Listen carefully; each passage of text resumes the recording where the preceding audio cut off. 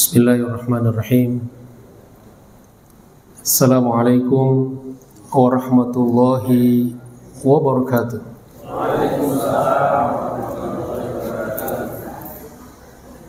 Karena salam adalah doa, dianjurkan lebih dari sekali, sekaligus mengusir ngantuk. Yang semangat saya doakan cepat ke tanah suci dan lunas hutang-hutangnya semuanya.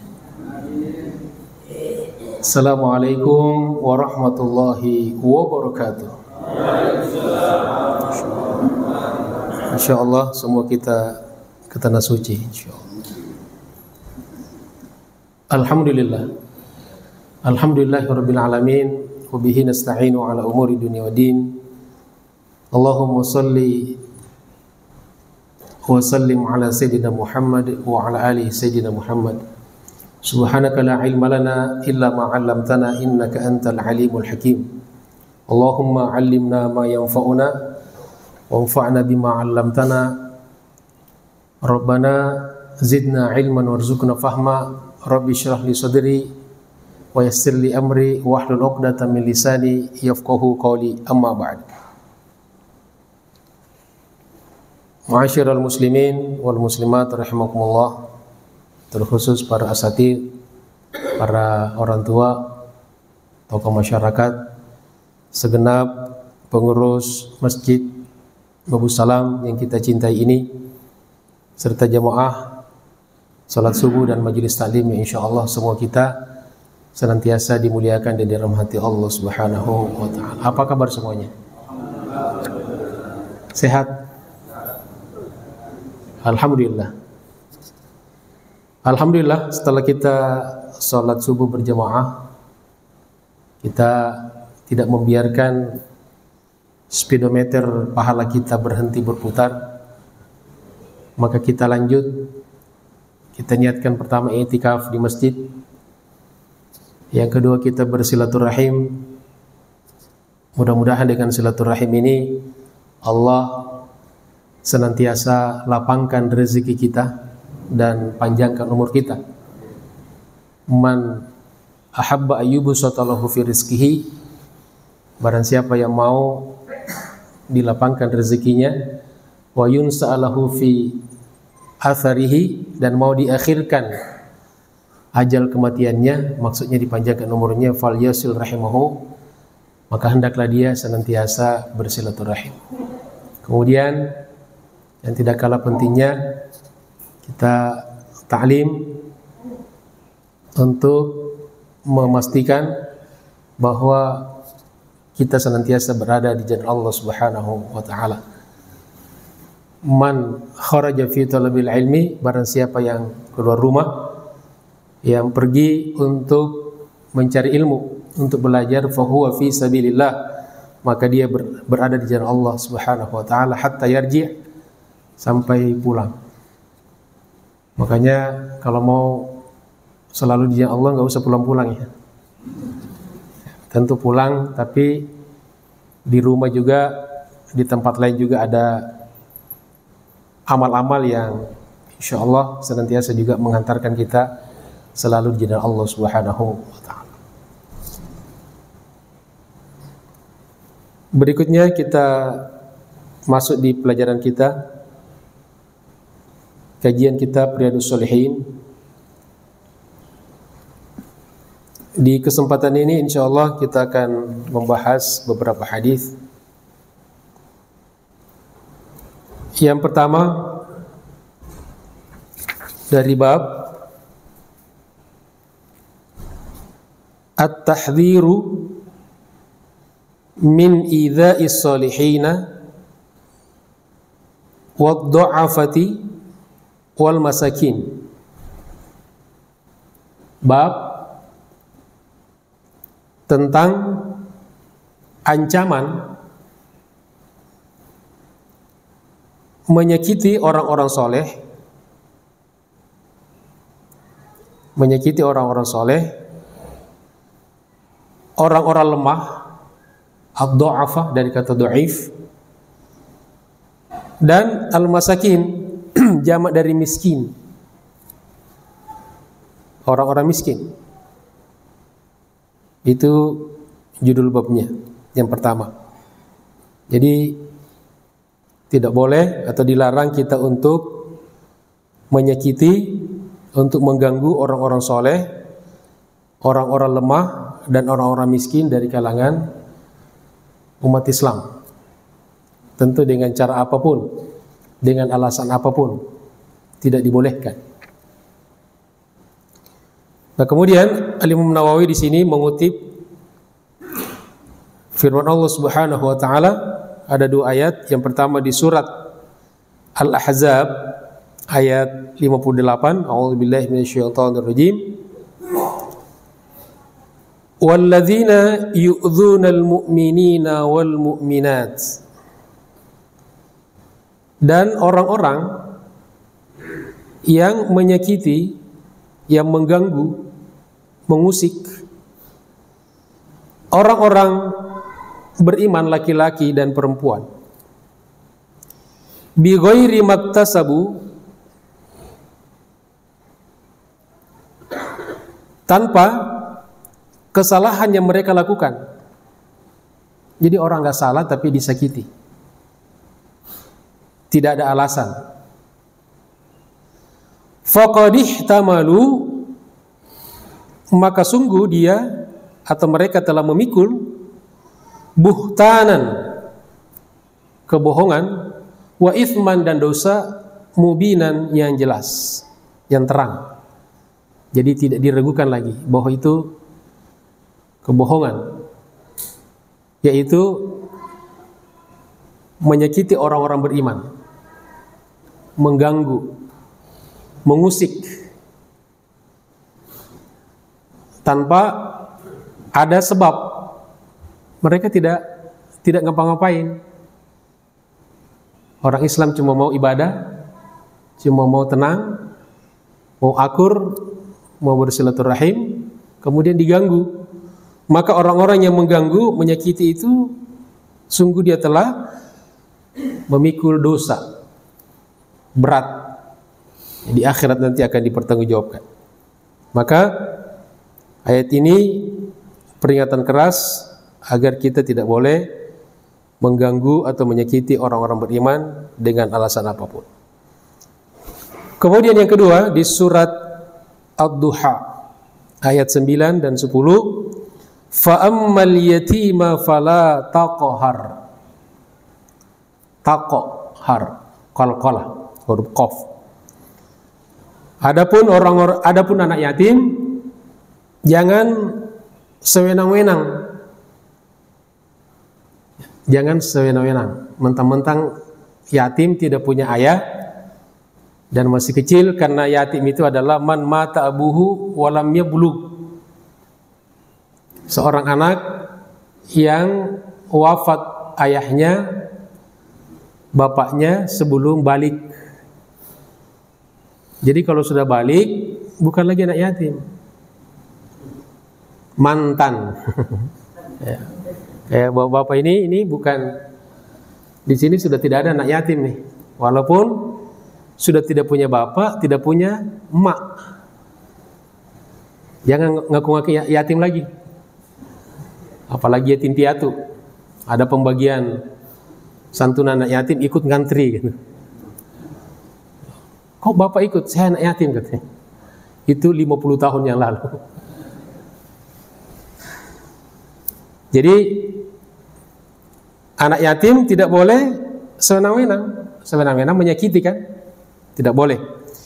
Wa ammas sa'ila, dan adapun kepada orang-orang yang meminta-minta, pengemis, fala tanhar, jangan dihardik. Kalau nggak dikasih nggak apa-apa, tapi jangan dihardik. Tolak dengan cara baik-baik, maaf ya, belum ada, atau kasih seadanya. Jangan ngasih dengan kata-kata yang tidak mengenakan, menyakiti. Dasar peminta-minta gitu misalnya. Ya, atau tidak dikasih dengan penolakan yang tidak bagus, menyakiti. Kemudian Hadis-hadisnya yang pertama, An Abi Hurairah radhiyallahu anhu qala Rasulullah sallallahu alaihi wasallam, man 'ada li waliyan faqad adzantuhu bil harbi. Man 'ada li waliyan, barang siapa yang menyatakan perang, barang siapa yang mengganggu, memusuhi waliku. Siapa wali Allah itu? Orang yang bisa terbang, dia bisa terbang di udara, bisa jalan di atas air, itu wali. Siapa yang dimaksud wali di sini? Wali itu adalah orang-orang beriman. Jadi semua ini, semua bapak ibu ini wali Allah. Cuma tingkatannya berbeda-beda. Ya. Jadi kata Nabi, barang siapa yang memusuhi, mengganggu, menyakiti waliku, faqad adzantuhu bil harbi, maka sungguh aku menyatakan perang kepadanya. Ini ancamannya berat. Tahu sendiri kalau Allah yang menyatakan perang. Ya. Tidak diperangi saja Allah, kita sudah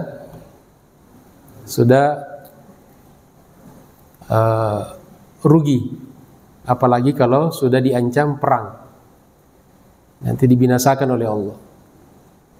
Makanya orang-orang yang menyakiti umat Islam dalam sejarah, apakah itu pemimpin, apakah itu orang-orang kaya, orang-orang punya jabatan, tidak ada yang husnul khotimah.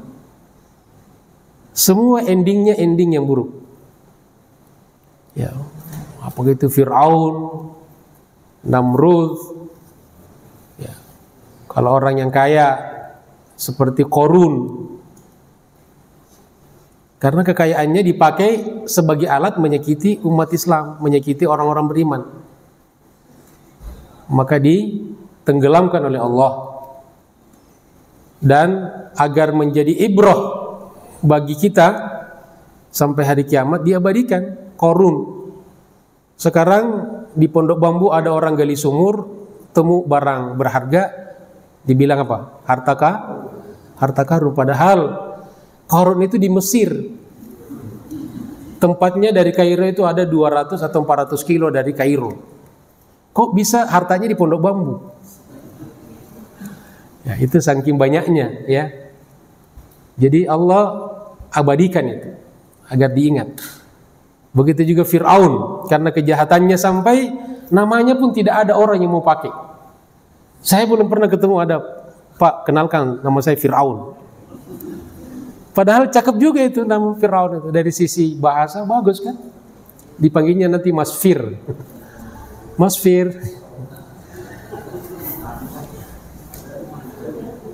Itu penghinaan dari Allah. Ya. Tidak ada.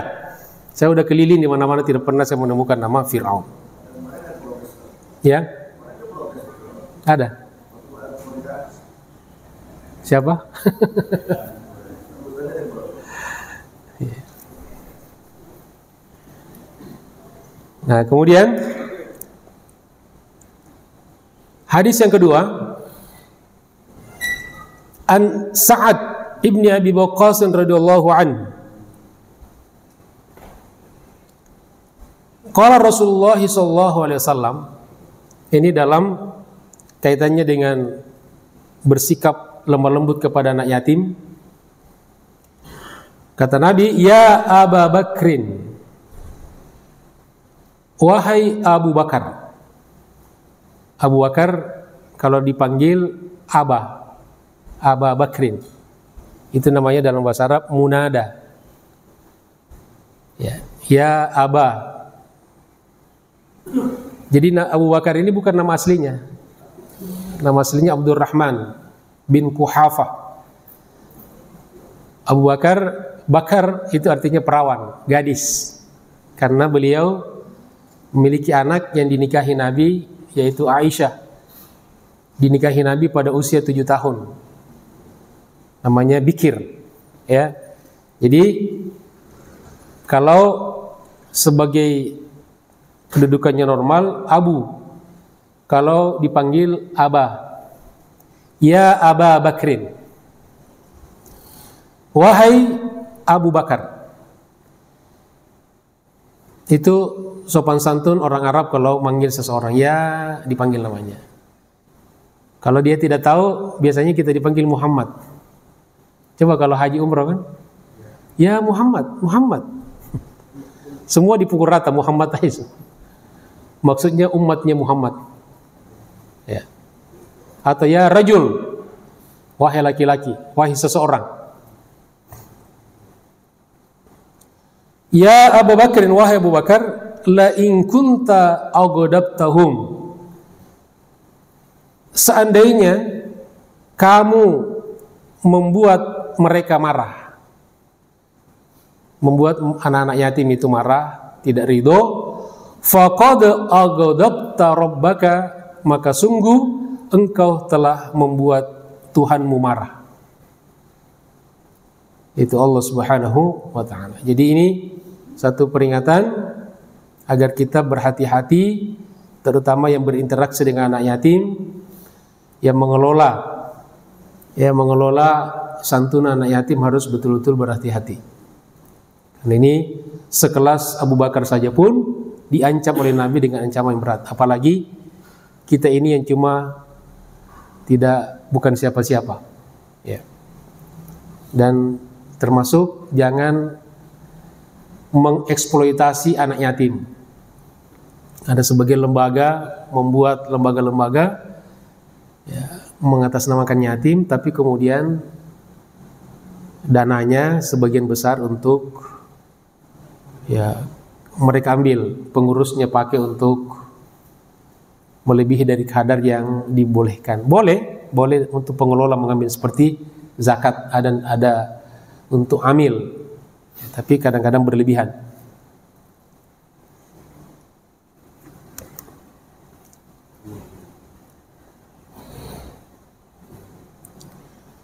Berikutnya hadis Nabi sallallahu alaihi wasallam, an Jundub ibni Abdullah radhiyallahu anhu, qala Rasulullah sallallahu alaihi wasallam, man shalla salatas subhi.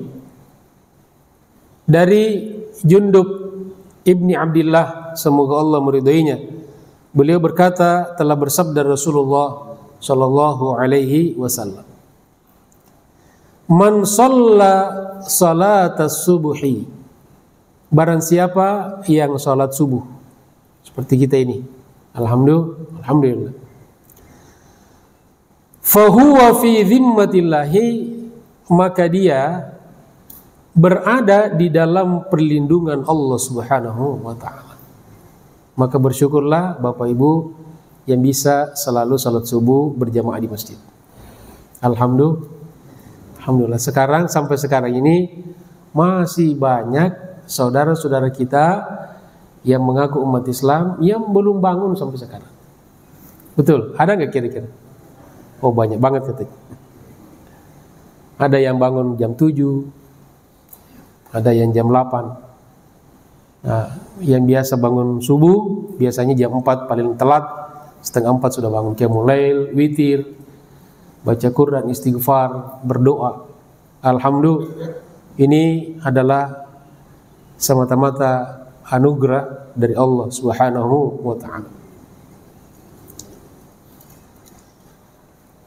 Fala yatlubannakumullahu min dimmatihi bisyai'in, maka janganlah sekali-kali Allah menuntutmu dengan sesuatu dari perlindungannya. Fa innahu man yatlubuhu min dimmatihi bisyai'in adrakahu atau yudrikuhu, karena barang siapa yang dituntut oleh Allah Subhanahu wa ta'ala sesuatu dari tanggungannya, dari perlindungannya, maka dia akan mendapatkannya, tidak pernah akan meleset. Kalau kita mengganggu orang beriman, kalau kita menyakiti orang beriman, maka pasti Allah akan berikan balasannya, tidak akan pernah meleset. Tsumma yakubbahu ala wajhihi fi nari jahannam, kemudian Allah Subhanahu wa ta'ala akan melungkupkan atas wajahnya di dalam neraka Jahannam. Wa na'udzubillahi min zalik. Rawahu Muslim. Hadis ini diriwayatkan oleh Muslim. Pelajaran yang bisa kita ambil dari hadis, anna man shalla subha ma'al jama'ati. Sesungguhnya orang yang salat subuh berjamaah, kana fi dhamanillahi wa amanihi, maka dia senantiasa berada di dalam tanggungan dan keamanan Allah Subhanahu wa taala. Makanya orang yang rajin berjamaah di masjid, terutama salat subuh, biasanya lebih sehat, ya, lebih segar dibanding orang yang bangunnya jam 9 atau jam 7, ya. Dan rezekinya lebih cepat dapat. Yang tidur belum dapat teh, Bapak Ibu sudah minum teh, alhamdulillah. Ya, ada lagi sahabatnya teh, ya. Kalau tidur, kalau nggak datang ke masjid nggak mungkin dapat. Apalagi yang istrinya ke masjid.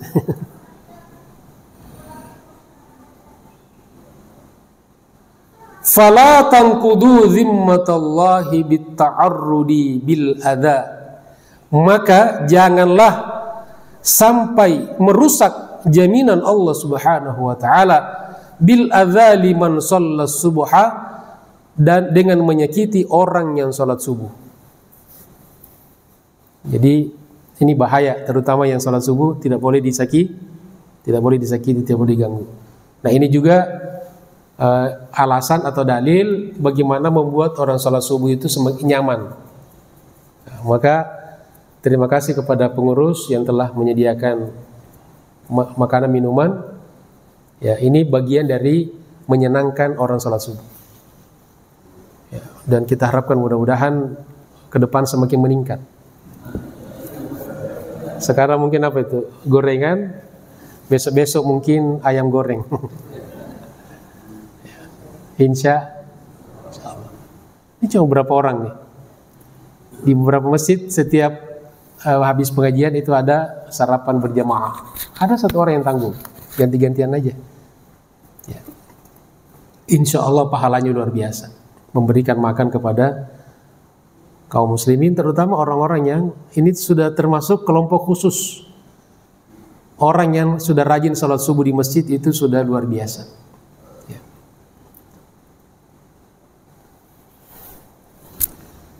Fa innallaha, karena sesungguhnya Allah Subhanahu wa taala yaghdab, marah, wa yatlubu, dan meminta pertanggungjawaban, man fa'ala dzalika bil 'uqubati, siapa saja yang melakukan itu, artinya mengganggu terutama orang yang salat subuh, bil 'uqubati, dengan hukuman.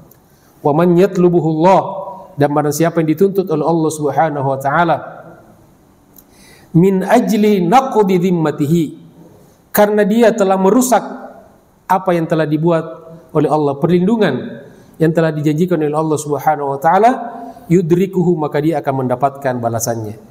Idla mafarra lahu minallah, karena tidak bisa kita lari daripada Allah, tidak bisa kita lari dari hukuman Allah Subhanahu wa taala. Tsumma yakubbahu finnar ala wajhihi, dan tentu kalau dia tidak tobat di dunia, maka di akhirat akan ditelungkupkan, akan dimasukkan ke dalam neraka Jahannam. Wa na'udzubillahi min dzalik. Kemudian pelajaran yang kedua, wa hadza ta'dhimun li hurmati man dawama ala salati subhi jama'atan. Ini adalah sebuah keagungan bagi orang yang rutin salat berjamaah di masjid. Alhamdulillah. Jarang juga kita pernah dengar ada orang salat subuh kemudian misalnya kecopetan, karena ke masjid nggak bawa dompet kan. Salat subuh seadanya aja. Apalagi kita orang Indonesia, pakai sarung, kadang-kadang dua pakai celana. Sudah gampang banget ya kita orang Indonesia. Ke masjid seadanya, nggak ada yang bawa handphone saja, nggak dibawa kan biasanya. Kecuali yang takut handphonenya dibaca sama istrinya, dibawa pasti.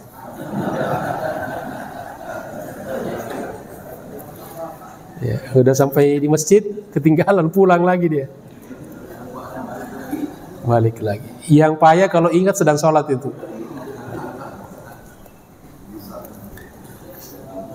Jamaah sekalian dirahmati Allah Subhanahu wa taala. Di sini nggak ada yang seperti itu ya.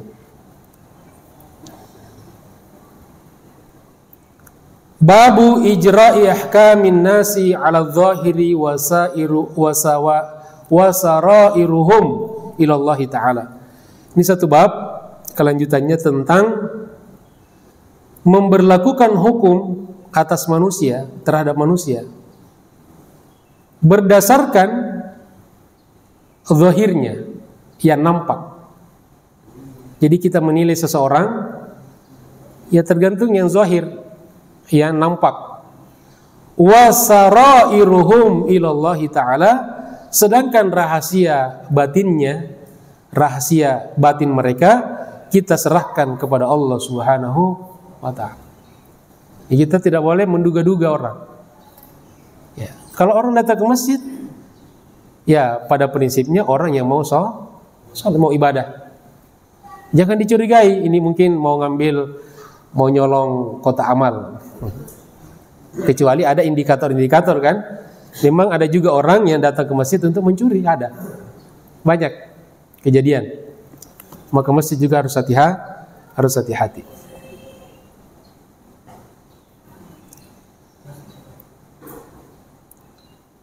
Surat At-Taubah ayat 11. A'udzubillahi minasyaitonirrajim. Fa in tabu wa aqamus salata wa atauz zakat. Maka apabila mereka telah bertaubat, wa aqamus shalah, dan mereka menegakkan salat, mendirikan salat, wa atauz zakat, dan mereka menunaikan zakat, fa ikhwanukum fid dini, maka mereka adalah saudara kalian di dalam agama. Jadi kalau orang sudah taubat, kalau anak sekarang bilang sudah hijrah, ya kan, sudah sadar, kemudian paling tidak sudah sholat, kemudian sudah menunaikan zakat, fa ikhwanukum fid dini, maka kita nilai mereka sebagai saudara kita di dalam agama. Adapun urusan niat mereka, itu adalah urusan dia dengan Allah Subhanahu wa ta'ala. An Ibni Umar radhiyallahu anhuma, dari Abdullah bin Umar, semoga Allah meridai keduanya, Umar dan bapaknya, anaknya Umar bin Khattab, anna Rasulullah sallallahu alaihi wasallam, sesungguhnya Rasulullah sallallahu alaihi wasallam telah bersabda, umirtu an uqatilan nasa, aku telah diperintahkan untuk memerangi manusia. Sini hati-hati, ini diantara hadis-hadis yang dijadikan orang untuk mendiskreditkan Islam. Islam itu memerangi orang. Nah di sini nanti akan ada penjelasannya. Umirtu an uqatilan nas, aku telah diperintahkan untuk memerangi manusia. Di sini yang dimaksud dengan manusia adalah hum abadatul authan.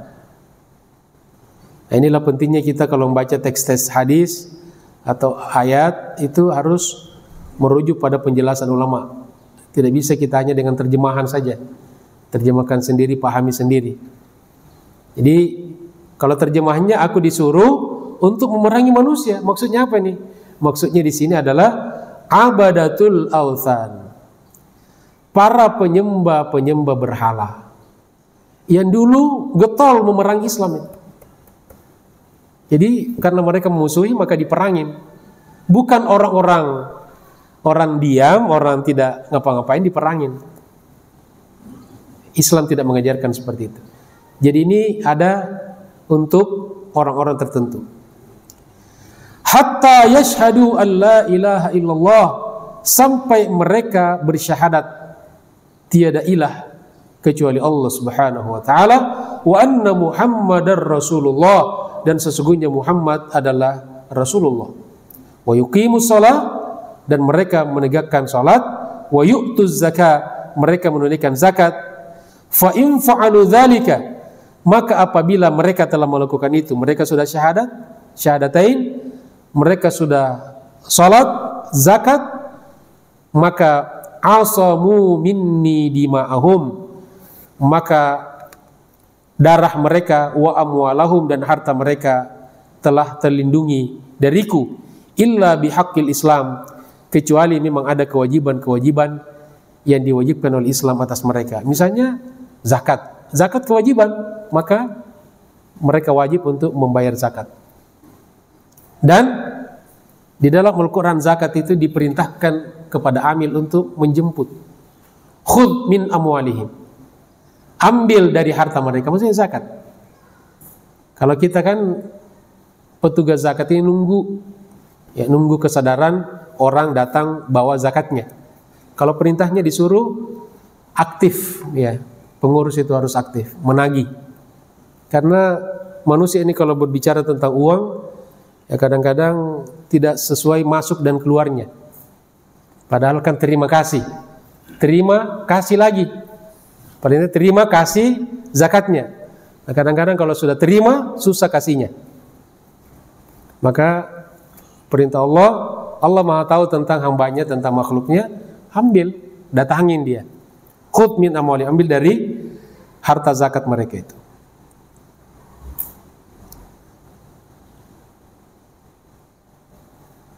Wa hisabuhum 'ala Allah Ta'ala, dan hisab amalnya diserahkan kepada Allah Subhanahu wa Ta'ala.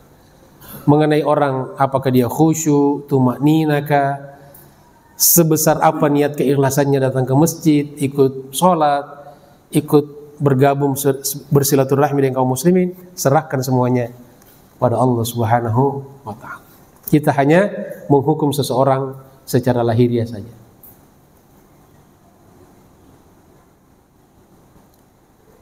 Apa pelajaran dari hadis ini? Yang pertama, al-qitalu fil Islam. Peperangan di sini yang dimaksud dalam hadis li ahlil authan, untuk para penyembah berhala. Pada waktu itu ya, para penyembah berhala. Hatta yadkhulu fil islami, sampai mereka masuk Islam. Wa dalilu dukhulihim fi nutqihim bisyahadatain wa iqamatihim lis-shalah wa ada'uhum liz-zakah. Dan dalil masuk mereka ke dalam Islam adalah kalau mereka sudah bersyahadat, mereka salat dan mereka bayar zakat. Jadi inilah tiga hal yang menjadi patokan kita dalam menghukumi seseorang. Ya, seseorang secara lahiriah, Tentu tidak hanya itu saja. Jadi sudah syahadat, sholat, sudah menjaga sholatnya, kemudian rutin menunaikan zakatnya. Kalau orang sudah berzakat, tentu lebih ringan infaknya, karena zakat yang wajib saja ditunaikan, apalagi yang sunnah. Wa kadza i'tirafuhum bi baqiyati arkanil Islam, begitu juga pengakuan mereka terhadap semua rukun-rukun Islam yang lain. Haji, puasa. Wa innama lam tuzkar fil hadithi, tidak disebutkan dalam hadis tidak disebutkan haji dan puasa. Imma li annaha lam takun qad furidat waqta idzin, bisa jadi karena zakat, karena puasa dan haji belum disyariatkan pada waktu itu, atau iktifaan bima dzikra, atau itu sebagai bukan lil hasri, bukan pembatasan, contoh saja. Karena rukun Islam yang paling banyak diamalkan ini, ya syahadat, sholat dan zakat. Kalau puasa kan tiap sekali setahun, haji sekali seumur hidup. Jadi disebutkan tiga, tapi yang dimaksud adalah rukun Islam yang lainnya semuanya. Wa annahu la yuqataluna ala adamil qiyami biha, dan bahwa mereka tidak diperangi karena mereka tidak melakukan itu. Nah, jadi tidak boleh diperangi orang karena tidak sholat. Orang tidak sholat, perangin. Orang tidak zakat, perangin. Jadi yang dimaksud dengan peperangan di sini hanya terbatas pada orang-orang yang menyembah berhala dan memusuhi umat Islam, memerangi umat Islam. Yang kedua, wa idza a'lanud dukhula fil Islam, dan apabila mereka telah mengiklankan, telah memproklamirkan bahwa mereka masuk Islam, hurrimat dima'uhum wa amwaluhum, maka darah mereka, nyawa mereka dan harta mereka menjadi haram. Tidak boleh kita ganggu. Ya, tidak boleh, telah menjadi haram. Wa hisabuhum wa hisabu bawatinihim. Adapun hisab rahasia batin mereka, wa sidqu qulubihim, dan kejujuran hati mereka, Allah Ta'ala, kita serahkan kepada Allah Subhanahu wa Ta'ala.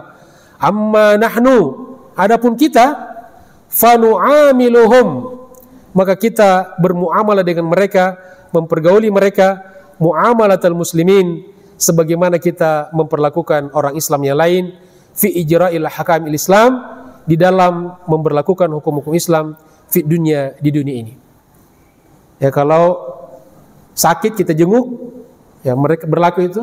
Jadi tidak usah dipilih-pilih. Kalau ada saudara kita sakit, jenguk kalau kita bisa. Kemudian ada yang meninggal, kita layat jenazahnya, kita ikut mensolatkan, bahkan sampai mengantarkan ke kuburan. Maka seperti yang pernah kita pelajari juga, barang siapa yang ikut mensolatkan jenazah, kemudian ikut mengantarkan sampai di kuburan, sampai selesai dikuburkan, maka dia pulang ke rumahnya dengan membawa dua kirot.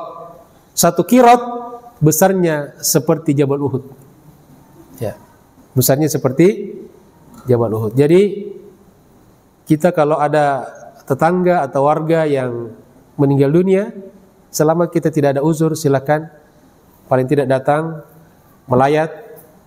Lebih bagus lagi ikut mensolatkan jenazahnya, dan lebih bagus lagi kalau ada waktu, ada kesempatan sampai menghantarkan di kuburannya. Insya Allah, karena kita pun ingin diberlakukan seperti itu.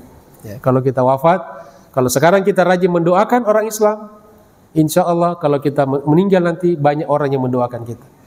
Tapi kalau kita selama hidup kita cuek kepada saudara-saudara kita, tidak mendoakan mereka, maka kalau kita sudah wafat, juga banyak orang yang tidak peduli dengan kita. Sama dengan orang tua nih.